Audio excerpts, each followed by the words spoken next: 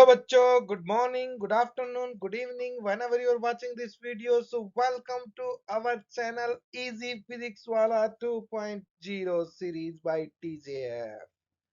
तो आज बच्चों हम डिस्कस करेंगे एक important topic of class 11th significant number.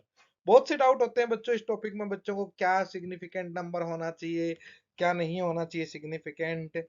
तो उस डाउट को अपन पहले कॉन्सेप्ट पढ़ेंगे कि सिग्निफिकेंट नंबर कैसे डराइव करते हैं और फिर उन कॉन्सेप्ट को अपन अप्लाई करेंगे। तो उस कॉन्सेप्ट को अपन अप्लाई करेंगे कैसे सिग्निफिकेंट नंबर निकालना है। तो अगर मैं टर्मिनोलॉजी की बात करूं तो इसको ट्रेलिंग जीरो बोलते हैं बच्चों। ये 583 ये नॉन जीरो डिजिट्स होती हैं। ये बिटवीन मतलब नॉन जीरो के बीच में जीरो होती है और ये लीडिंग जीरो होते हैं। तो चलो लेट्स स्टार्ट। तो बच्चों सिग्निफिकेंट नंबर निकालने का पहला रूल है जितने भी नॉन जीरो नंबर हैं वो सारे के सारे सिग्निफिकेंट होते हैं बच्चों। जितने भी नॉन जीरो मतलब नॉन जीरो नंबर है जैसे 1 2 3 4 5 6 7 8 9 10 sorry 9 till 9 everything is significant. दूसरा रूल दूसरा रूल है डेसिमल के बाद में अगर कोई जीरो आती है एंड में तो वो भी सिग्निफिकेंट नंबर होता है। जैसे बच्चों यहां पे देखो एग्जाम्पल का, जैसे ये 30.00।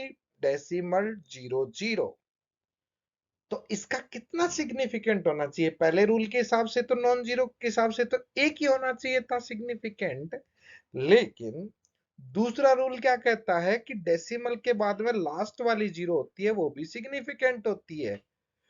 तो दो सिग्निफिकेंट होने चाहिए थे फिर इस हिसाब से। तो फिर चार आंसर क्यों है सर इसका? अरे बच्चों दो कोई भी नो सिग्निफिकेंट नंबर के बीच में जितने भी जीरो आ जाए वो सारे के सारे काउंट होते हैं। तो दो एंड में अपने क्या है सिग्निफिकेंट नंबर, इसके बीच में कितने भी जीरो आ जाए सारे के सारे सिग्निफिकेंट में काउंट होंगे। तो इसके कितने सिग्निफिकेंट हो गए बच्चों? इसके सिग्निफिकेंट हो गए चार। अगला रूल इसी पे बेस्ड है बच्चों। जैसे ये एग्जांपल देखो, फ्रंट वाले जीरो से मतलब डॉट के एंड वाला क्या होना चाहिए? सिग्निफिकेंट होना चाहिए डॉट के बाद, ये रूल है। तो डॉट के बाद ये एंड वाला सिग्निफिकेंट हो गया तो एक सिग्निफिकेंट, तीन हो गया दो सिग्निफिकेंट, चार हो गया तीन सिग्निफिकेंट, पांच हो गया चार सिग्निफिकेंट। फिर पांच सिग्निफिकेंट क्यों है सर? अरे दो सिग्निफिकेंट नंबर के बीच में कोई भी जीरो हो तो वो सिग्निफिकेंट में ही काउंट होता है। तो इसका कितना काउंट होगा? पांच सिग्निफिकेंट। और अगर डॉट नहीं होता तो लास्ट वाला जीरो काउंट नहीं होता। जैसे एग्जाम्पल ये, इसमें कितना कहीं डॉट दिखाई दे रहा है बच्चों? नहीं दिखाई दे रहा। तो इसके सिग्निफिकेंट कितने होंगे? एक तो थ्री हो गया, एक थ्री, दो तो ये हो गए। और दो नॉन सिग्निफिकेंट के बीच में जीरो आता है वो तो काउंट होता है। तो तीन सिग्निफिकेंट। ये वाला जीरो इस बार काउंट नहीं होगा क्योंकि इसमें डॉट नहीं है। डेसिमल के बाद में ही लास्ट वाला जीरो होता है, वो काउंट होता है। अगला रूल, वो पहला रूल जैसे अपन ने पढ़ाया था कि जो ऑल नॉन जीरो डिजिट होती है वो सारी की सारी सिग्निफिकेंट होती है। तो इसमें सारी नॉन जीरो डिजिट है बच्चों, तो इसका सिग्निफिकेंट कितना हो जाएगा? पांच। कोई अगला रूल है कि कोई भी सिग्निफिकेंट के बीच में अगर जीरो आती है तो वो भी काउंट होती है सिग्निफिकेंट में। तो ये चार छह नौ इन सब के बीच में जीरो आ रही है वो सारी काउंट होंगी। इसका सिग्निफिकेंट कितना हो जाएगा? तीन ये और तीन जीरो काउंट होगी, छह हो जाएगा सिग्निफिकेंट बच्चों। अब इसका देखते हैं। मैंने बोला था फ्रंट वाले काउंट नहीं होते बच्चों, जो लेफ्ट साइड में जीरो होते हैं वो कभी काउंट नहीं होते। तो इसकी सिग्निफिकेंट कितना होगा? छह सात आठ, तीन सिग्निफिकेंट होगा इसका। अगला रूल ये थोड़ा सा ट्रिकी है बच्चों, इसमें बच्चे गड़बड़ कर देते हैं। ये रूल है बच्चों, अगर 3030 है और आगे कोई यूनिट लगी हुई है और उसमें डेसिमल नहीं है तो जो लास्ट वाला जीरो है वो सिग्निफिकेंट में काउंट हो जाता है। तो इसके सिग्निफिकेंट कितने हुए? 4। अगला रूल बच्चों, कोई भी डिजिट है अगर उसकी मैं यूनिट चेंज करता हूं, जैसे मान लो 2.3038 सेंटीमीटर है, इसके सिग्निफिकेंट कितने होने चाहिए? 4। अगर मैं इसको लिखूं मिलीमीटर में तो क्या आएगा? 23.08। तो इसका सिग्निफिकेंट भी कितना है? 4। इसको किलोमीटर में लिखो तो भी क्या आएगा सिग्निफिकेंट? 4।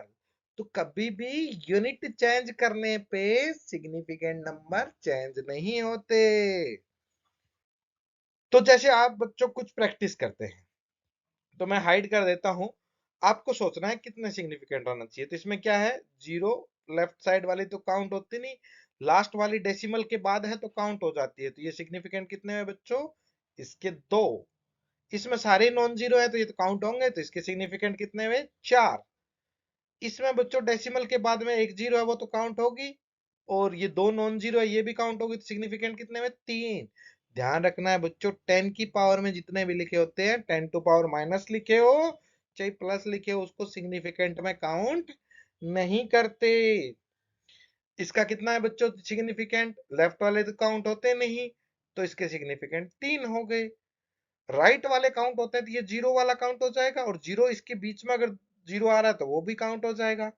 तो इसके सिग्निफिकेंट कितने हो गए? 4। ये तो सारे 3 तो नॉन जीरो ही है, और उसके बीच में जीरो आ रहा है तो काउंट हो जाएगा। तो इसके सिग्निफिकेंट कितने हो गए? 5।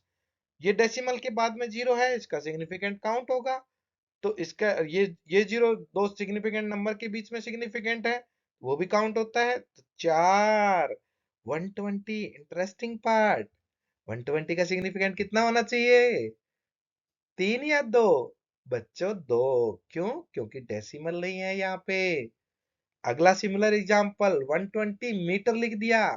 तो एक रूल और भी बताया था मैंने आपको कि मीटर यूनिट लग जाती है तो लास्ट वाला जीरो काउंट होता है, डेसिमल न हो तो वैसे ही काउंट होता है भाई, न हो तो तब का रूल है। ठीक है, अब इसको देखते हैं। ये डेसिमल नहीं है तो इसका जीरो काउंट नहीं होगा, इसके सिग्निफिकेंट 2। तो ये बच्चों सिग्निफिकेंट पे छोटा सा प्रैक्टिस और छोटा सा टॉपिक था 11th क्लास का। So thank you for watching this video, please share, like and subscribe.